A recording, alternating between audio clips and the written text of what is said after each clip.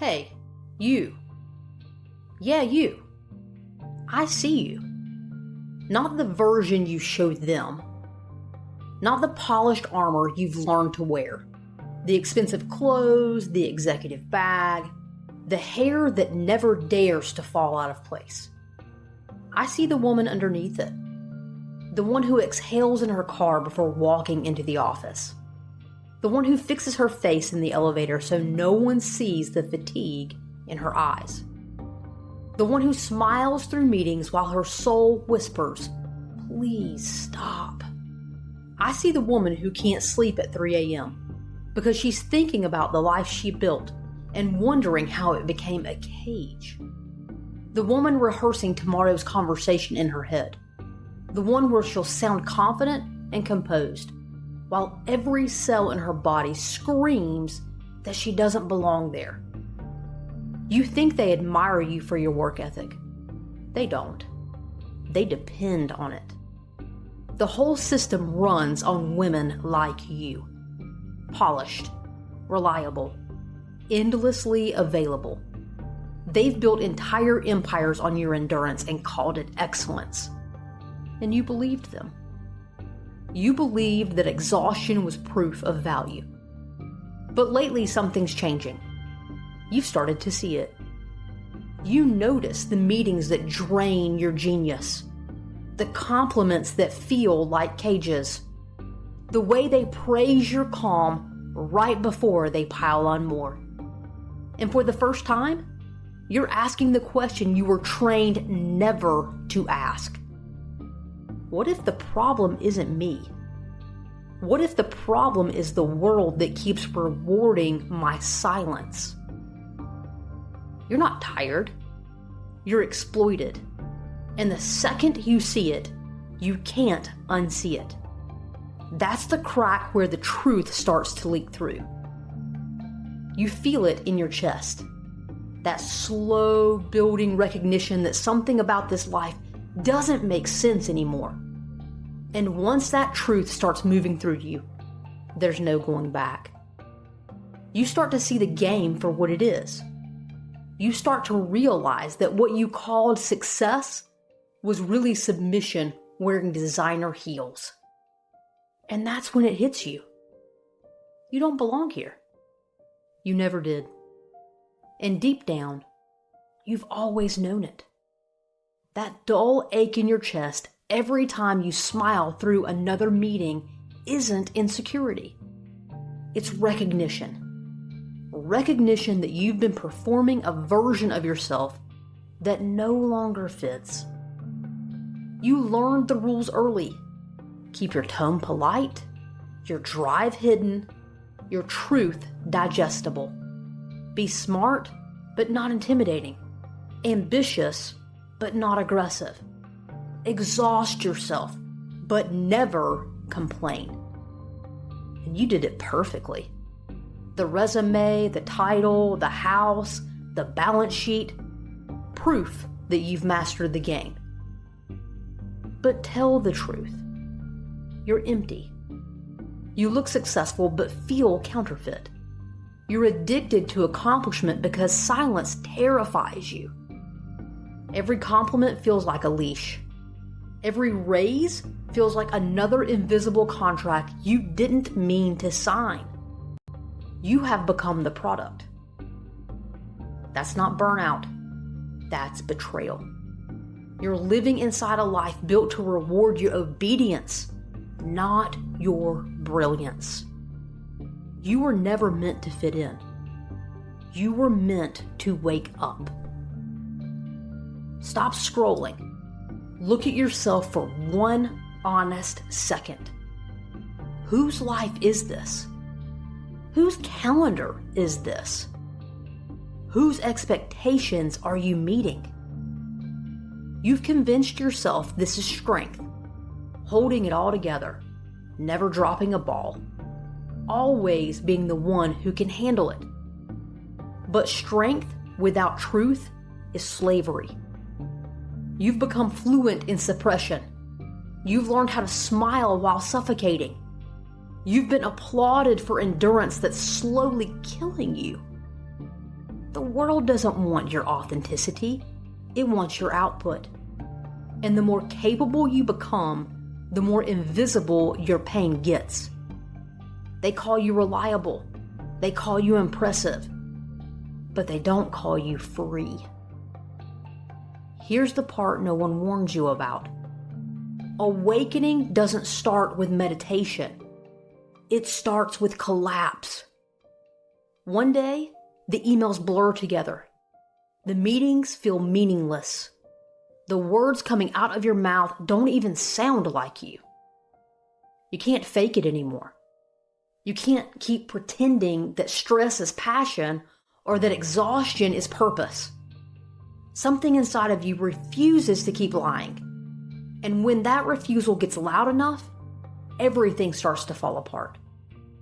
The body rebels first. Migraines, insomnia, burnout, anxiety that won't shut up.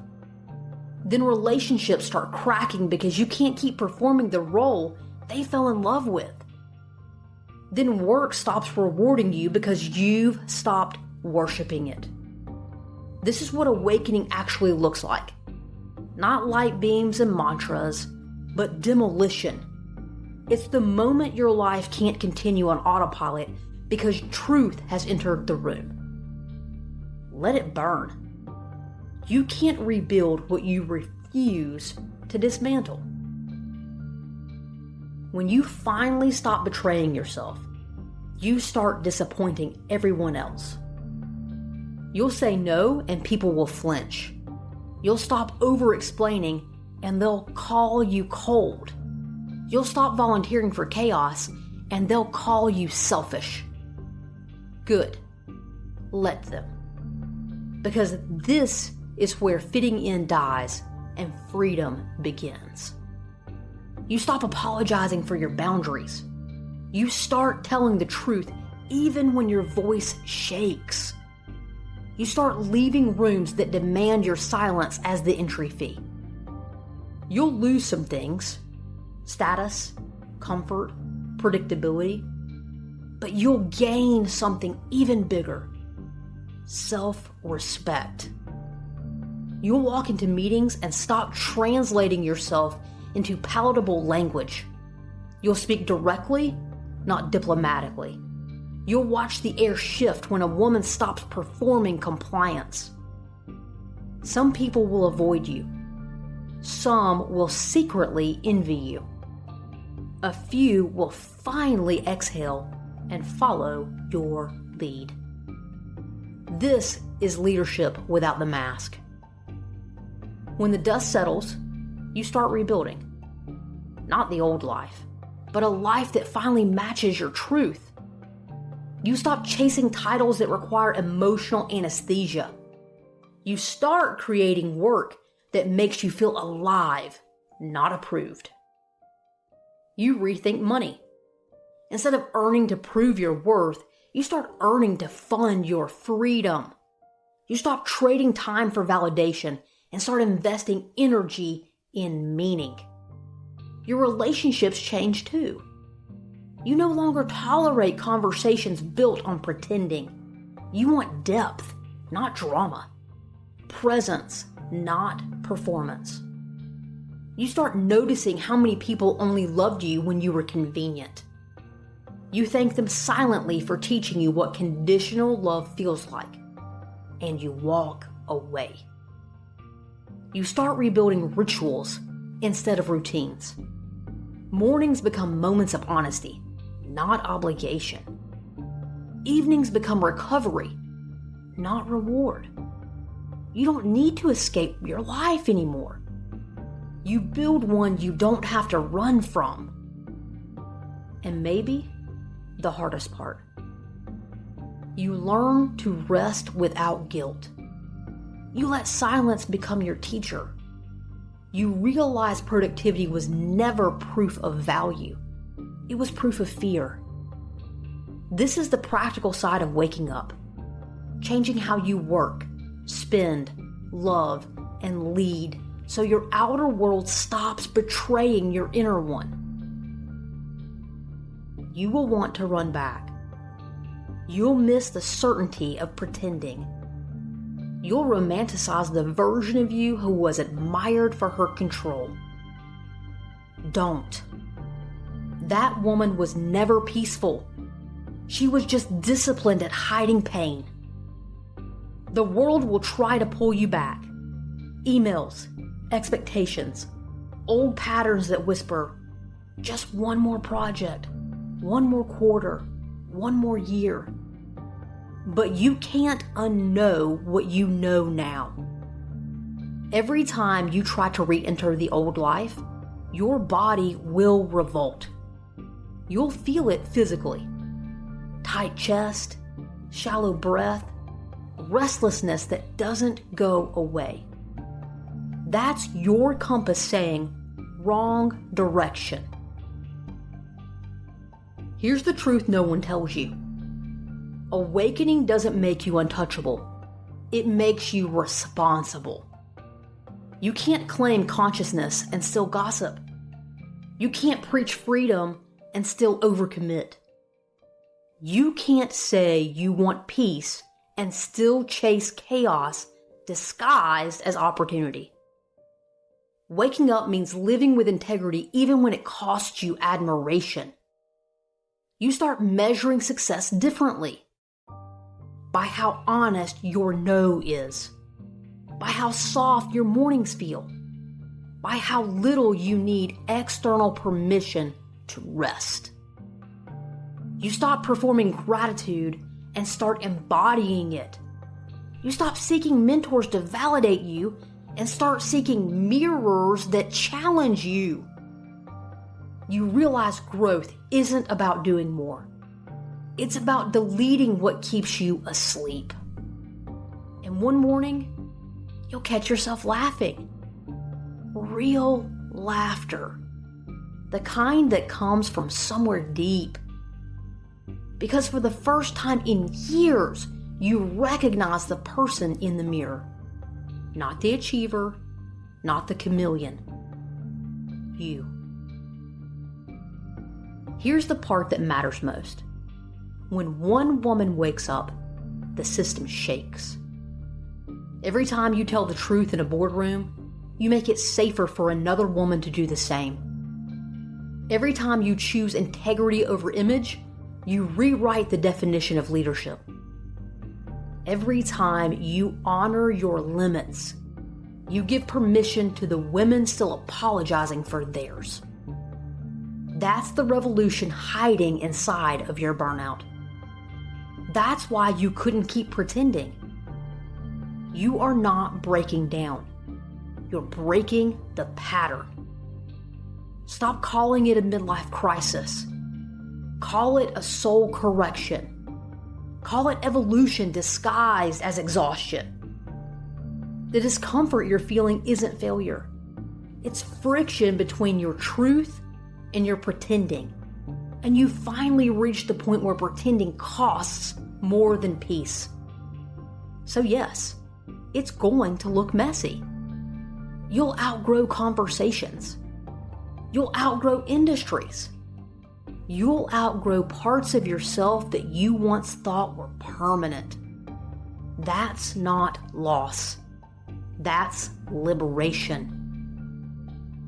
This is your wake-up call. No metaphors, no affirmations, just the raw truth. You can't belong to the world and to yourself at the same time. Choose. Choose the version of you that breathes easier even when it scares you. Choose the work that drains your bank account before it drains your soul. Choose relationships that feel like rest, not responsibility. You've already proved you can survive asleep. Now prove you can live awake. You don't need to burn your life to the ground. You just need to stop dimming the fire that's been trying to burn for years. You don't need another strategy. You need honesty. You don't need to be fearless. You need to be done with faking it. Wake up Wake up even if it shakes everything stable. Wake up even if they call you too much. Wake up even if you lose everything built on the lie. Because what's left after the loss is real. And real is the only thing that will ever satisfy you again. You were never meant to fit in. You were meant to wake up. Wake up, rebuild, and lead. Not from performance, from presence. Not from fear, from freedom. Not for them, for you. If this spoke to you, join us again next week for another honest and transparent look at how we as women can stop existing and start living. Subscribe to Forever Enough. And remember this: freedom isn't found in doing more. It's found in being enough. You always were. You always will be.